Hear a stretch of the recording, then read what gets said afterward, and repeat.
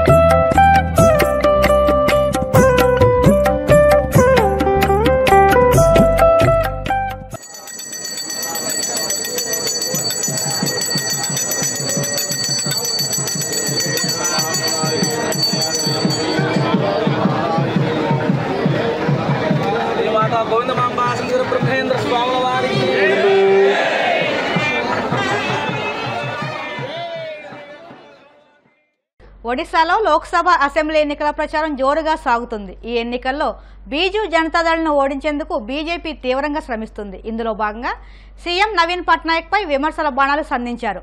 తాజాగా అమిత్ షా ఒడిశాలోని రూర్కేలాలో ఎన్నికల ప్రచారం నిర్వహించారు। ఈ సందర్భంగా ఆయన మాట్లాడుతూ ఇప్పటి వరకు దేశంలో జరిగిన 4 దశల ఎన్నికల్లో ప్రధాని మోదీ సారథ్యంలో బీజేపీ 400 సీట్లు దిశగా దూసుకెళ్తుందని వ్యాఖ్యానించారు। ఈసారి ఒడిశాలోనూ కమలం వికసిస్తుందని, ఇక్కడ 75 అసెంబ్లీ 15 లోక్సభ సీట్లు గెలుచుకుంటామని ధీమా వ్యక్తం చేశారు। चुनाव के अब तक जो चरण समाप्त हुए हैं, 4 चरण, उसका परिणाम जानना है क्या आपको? अरे जोर से बोलो, जानना है क्या? तो मैं बताता हूं, 4 चरण में मोदी जी 270 सीट पार कर 400 की ओर जा रहे हैं। राहुल केला वालों बताओ मुझे, 400 पार करना है या नहीं करना है? मोदी जी को तीसरी बार प्रधानमंत्री बनाना है या नहीं बनाना है? देखो राहुल केला वाले, तो करना ही है, मगर इस बार ओडिशा में भी कमल फूल की सरकार बनानी है। ओडिशा में भाजपा सरकार बनानी है, केंद्र में भाजपा सरकार बनानी है। नीचे भी कमल, ऊपर भी कमल। भाइयों बहनों, ओडिशा में डबल परिवर्तन होने वाला है। लोकसभा में 15 से ज्यादा सांसद और 75 से ज्यादा विधायक के साथ ओडिशा भगवा कलर से रंगने वाला है। मोदी जी को तीसरी बार प्रधानमंत्री बनाने का चुनाव है। इस देश के अर्थतंत्र को तीसरे नंबर का अर्थतंत्र बनाने का चुनाव है। 3 करोड़ लखपति दीदी बनाने का चुनाव है। 3 करोड़ गरीबों को घर देने का चुनाव है। और साथ में ओडिशा में नवीन बाबू को निकालकर विकास के युग की शुरुआत करने का चुनाव है। अयोध्या में राम मंदिर बनना चाहिए था या नहीं बनना चाहिए था? अरे तनिक जोर से बोलो, बनना चाहिए था या नहीं बनना चाहिए था? एक कांग्रेस पार्टी ने 500 साल से टूटे हुए राम मंदिर के मुद्दे को लटका कर रखा। आपने मोदी जी को दूसरी बार प्रधानमंत्री बनाया। मोदी जी ने भूमि पूजन भी किया और 22 जनवरी को प्राण प्रतिष्ठा कर कर जय श्री राम। విజయవాడలో బ్లేడ్ బ్యాచ్ ఆగడాలు మితిమీరిపోతున్నాయి. ఏపీలో బాటిళ్లలో పెట్రోల్ పోయవద్దని ఈసీ ఆదేశాలు జారీ చేసింది. అయితే బాటిల్లో పెట్రోల్ పోయకపోతే బంక్ తగలబెడతామని బ్లేడ్ బ్యాచ్ బెదిరింపులకు దిగడంతో ఆ బంకుల్లో పనిచేసే కార్మికులు ఆందోళన చెందుతున్నారు. ఈ క్రమంలో బెదిరింపులు ఎక్కువవుతున్నాయని రక్షణ కల్పించాలని బంక్ యాజమానులు కోరుతున్నారు. తిరుమల శ్రీవారి దయ వల్ల ఏపీలో రాక్షస రాజ్యం పోయి రామరాజ్యం రానున్నదని అనకాపల్లి టీడీపీ అభ్యర్థి సీఎం రమేష్ పేర్కొన్నారు. తిరుమల శ్రీవారిని దర్శించుకున్న అనంతరం ఆయన మాట్లాడుతూ రాష్ట్రంలో దుర్మార్గ పాలన పోయి రాష్ట్రానికి మేలు జరిగేలా ఏపీలో భారీగా పోలింగ్ జరిగిందన్నారు. చాలా కాలం తరువాత పోలీసులు వారి విధులు సక్రమంగా నిర్వర్తించాలని అన్నారు. కొంతమంది పోలీసుల్లో ఇంకా మార్పు రావాల్సి ఉందని సీఎం రమేష్ పేర్కొన్నారు.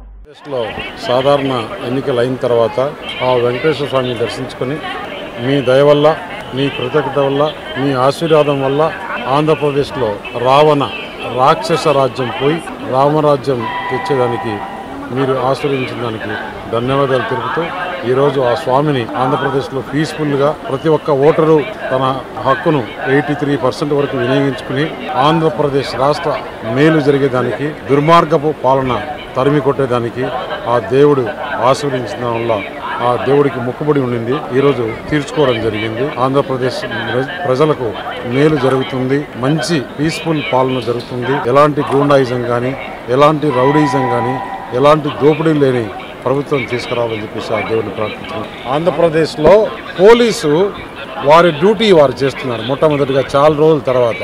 అయినా ఇంకా కొంతమంది ఆఫీసర్లు ఇంకా పాత వాసనలోనే ఉన్నారు. పోలీసు తన డ్యూటీ తను చేస్తుంటేనే ఇలా ఉంది. ఇంకా పోలీసు కన్నా కొంచెం పక్షపాతం, వారు చేసిన 100% పక్షపాతంలో ఒక 10% పక్షపాతం చూపిస్తే కూడా ఎలా ఉంటుందో. పోలీసు న్యూట్రల్ గా ఉంటే 5 సంవత్సరాల నుంచి లేదు, వన్ సైడ్ గా ఉండింది. ఇప్పుడు ఎలక్షన్స్ లో న్యూట్రల్ గా పనిచేస్తే వైఎస్ఆర్ కాంగ్రెస్ వాళ్ళ గుండెల్లో రైలు పరిగెత్తి వాళ్ళు చేయాల్సిన అక్రమాలు అన్యాయాలని చేయలేకపోయినామనే బాధతో దీనాది స్థితిలో ఉన్నారు. పోలీసు రాజ్యం పోయింది, ప్రజల రాజ్యం వచ్చింది. ముఖ్యమంత్రికి ఇంకా ఏదో కొన్ని వసూళ్లు ఉన్నాయంట. మొన్ననే బిల్లులు ఇచ్చారు. ఆ బిల్లులు రిటర్న్ కూడా రాదనే ఉద్దేశంతో ఈ మాదిరి హై ప్యాక్ లేదు, లో ప్యాక్ లేదు, బి ప్యాక్ లేదు. వార్తలు ముగించే ముందు ముఖ్యాంశాలు మరొక్కసారి. శ్రీ కాళహస్తీశ్వర స్వామి దేవస్థానంలో స్వామి అమ్మవారి చిన్నకోట ఉత్సవం. సుగంధ ద్రవ్యాలతో ఉత్సవమూర్తులకు అభిషేకాలు.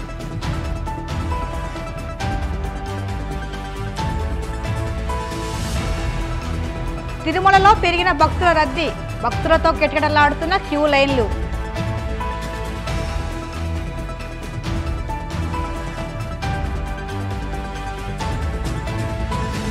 ఆకట్టుకుంటున్న చిత్తూరు జిల్లా మల్లప్పకొండ ప్రకృతి అందాలు, చూపరులను ఆకట్టుకుంటున్న మంచు అందాలు.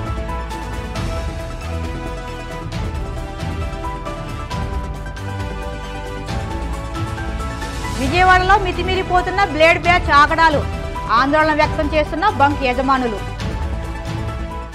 ఇవి ఇప్పటి వరకు ఉన్న వార్తా విశేషాలు. మరిన్ని వార్తా విశేషాలతో మళ్ళీ కలుసుకుందాం. అంతవరకు సెలవు. నమస్కారం.